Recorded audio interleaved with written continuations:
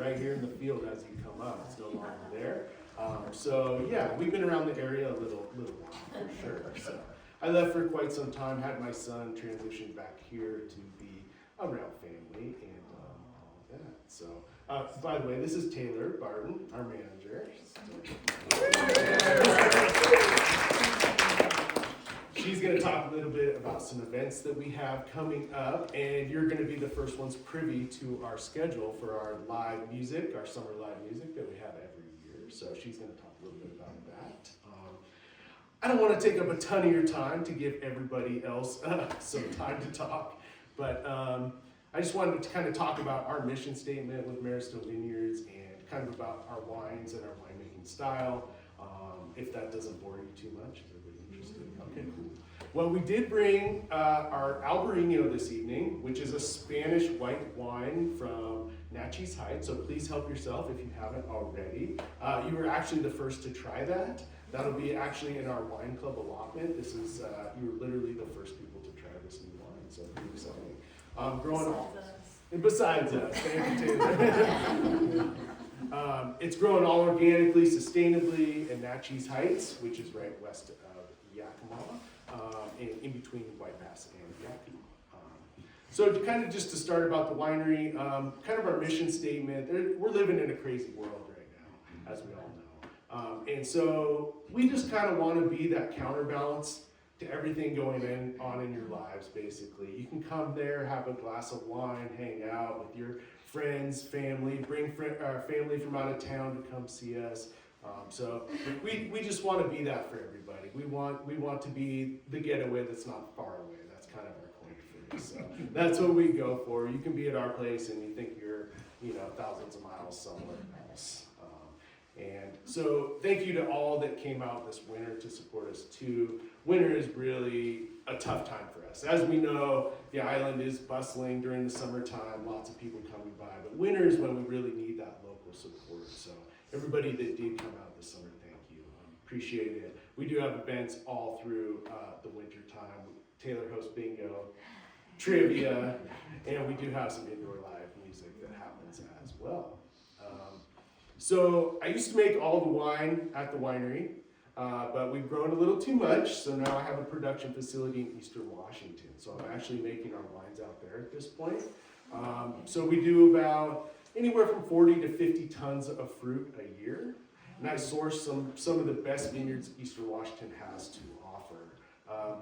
I try to source organic as possible. That's not always possible, but we get fruit from all the way Natchez Heights, down Yakima area, Wapato, down into the Prosser area, Sunnyside area, then down into Red Mountain, Benton City. We go all the way out to Walla Walla, actually, to source some fruit out there. So I do about 7,000 miles during harvest, trucking fruit back and forth to the winery. So it's a very busy time for me. So if you don't see me a lot in September, October, I am probably on the road with grapes on the truck. So typically where I'm at.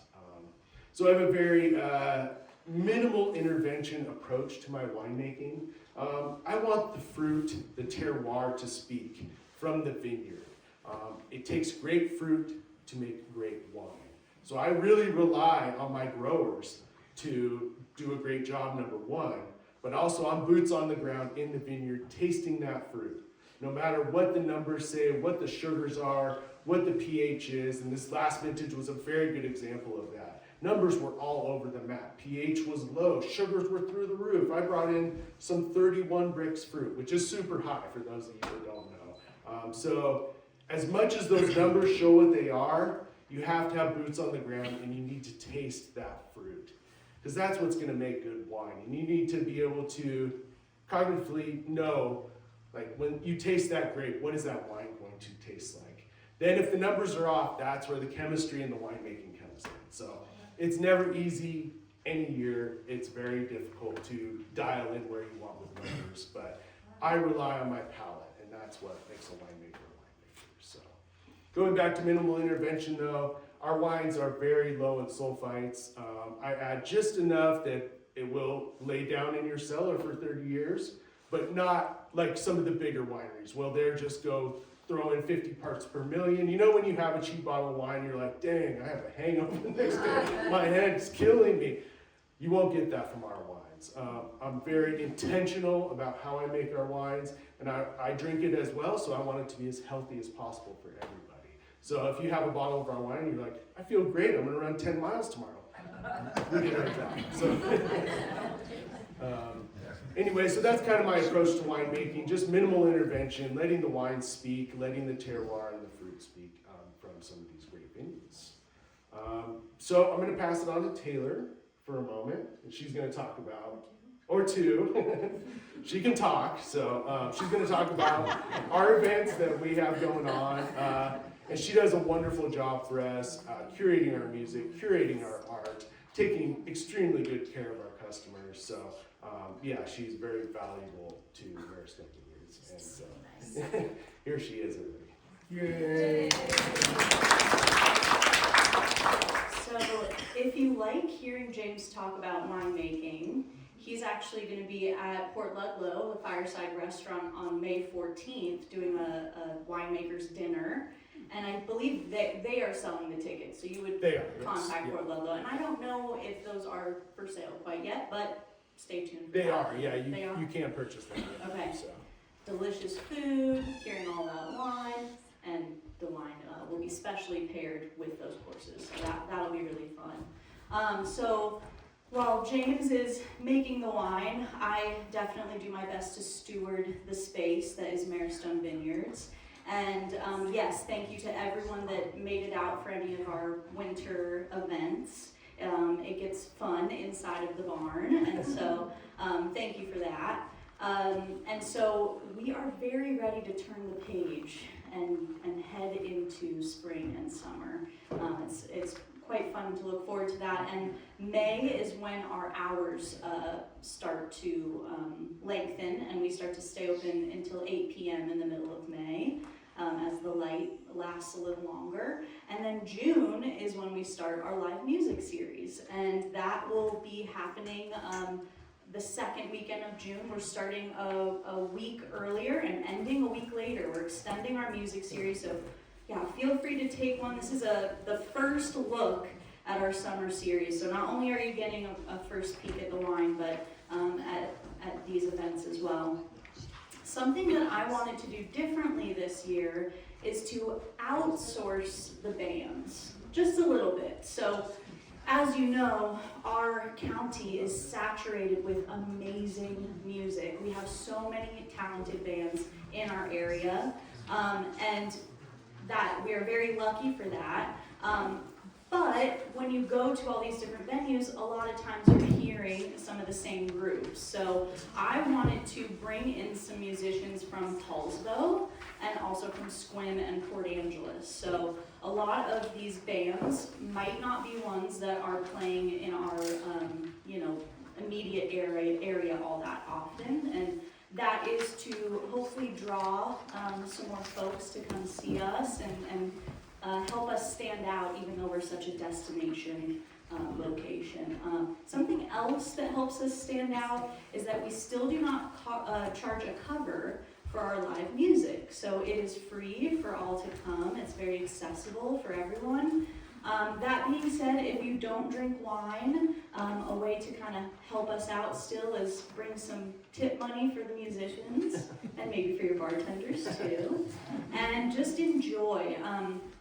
So this is very exciting for us. We're really looking forward to doing something different. Something else that is new is that we are doing one Sunday show a month. So in the past, we've kind of sprinkled a few in there, but we're doing them more often this year. And those will be a little more intimate on our deck. So if you've been to Maristone Vineyards, we have a big stage in the far corner of our field, a little bit of an amphitheater style.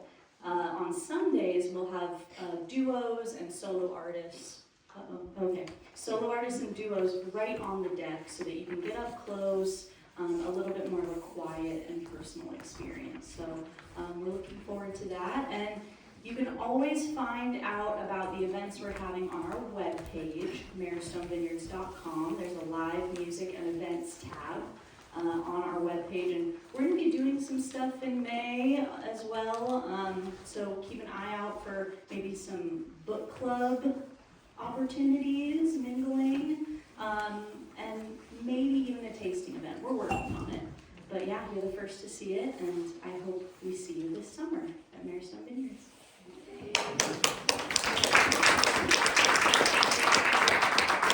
Thank you, Taylor. And thank you all for just providing us a great community to perform our business. We're very thankful. Yes, sir. So there's a field of grapes behind the winery. Yes. I'm wondering what variety is, and do you actually use it for winemaking or not? Great question. So I spent many years of my life in that vineyard pruning, fertilizing, what else? Taking care of weeds, you name it. And we did have some success early on. We had vintage in 2016, 2017. But I don't want to say I gave up because they hold value in other ways. It makes us unique in that you can take in the sights of a vineyard against the narrows point in the shipping lanes on the northwest. We are no longer striving to make wines out of that vineyard.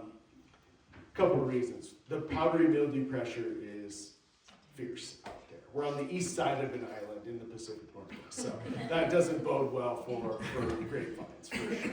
And then coming into fall, we really don't have the heat index that we need for the ripening. So you get a lower alcohol wine, but sometimes very acidic. And we did make some great wines, but for the amount I was getting out there and the amount of my life that I was spending in the vineyard, it didn't really equate for me at that point. So, but yes, great question. The varietals: Cigareva, Madeleine Angevine, Milan de Bourgogne, Pinot Gris for whites. We have Pinot Noir. Then we have Agria, which is a Hungarian red. They call it bull's blood. It's one of the only varietals that the flesh is the same color as the skin. So you do squeeze it and it looks like blood running down the finger. So it is really a neat varietal. We actually had quite a bit of success with that one. But are we striving to produce from that? No. The most we maybe got out of that vineyard was a ton of grapes. So when I'm doing 50 in Eastern Washington, and where they grow properly and just making the best wine I can, it really didn't work for me. So we will continue to prune and take care of them in that fashion, but not strive for actually fruit production. So, yeah. Yes? Can you speak briefly of how you learned your métier? Oh my gosh. That's a long story. I will give you the condensed version. So, yes, I have to give a shout out to Ken and Judith Collins, who isn't here tonight either. So they had a vision in 2007 and planted the vineyard. They opened the taste room in 2012. I came on with them in, I believe, 14 and worked with them for a couple of years. And Ken gave me kind of some pointers on winemaking, but I kind of wanted more. So I am a lot of self-taught, a lot of mistakes along the way. But in 2016, I actually worked for Don Corson and Camaraderie Cellars in Port Angeles for 2 years in his cellar as I was working at Marystone Vineyards as well. So I was bringing up my brand. I also worked with Camaraderie a little bit as well. And then I have a network of winemakers, and that's valuable in any arena, that you have peers you can bounce ideas off of. You can say, hey, we're doing this or doing that. That's been very valuable in my winemaking career. But a lot of self-taught, like I said, a lot of mistakes along the way, and just diving in and just embracing winemaking, which is a passion. I really love it. So, and I think we're doing a pretty okay job. Pretty okay. So, any other questions? Yes, Jim. How the hell do you make so many different kinds of wine when there's just you? Well, that's a good question too. Over the years, I found that people enjoy variety. And I do too. And I'm always curious. I do have a problem with grapes. My wife gets so mad because I'm like, well, I can buy 2 more tons of this or 2 more tons of this. No, you're over budget. You can't. So anyway, we do like variety. So learning those different varieties, we have our standbys, but I'm always going to branch out and make an Albarino. We also made a Grenache Blanc this year. I want to try different things to keep my interest in it. We will always make Cabernet. We will always make our Viognier. We always make our cab frogs, but yeah, I like to dibble and dabble and make some different things. Keep things interesting, so. Yeah. Any other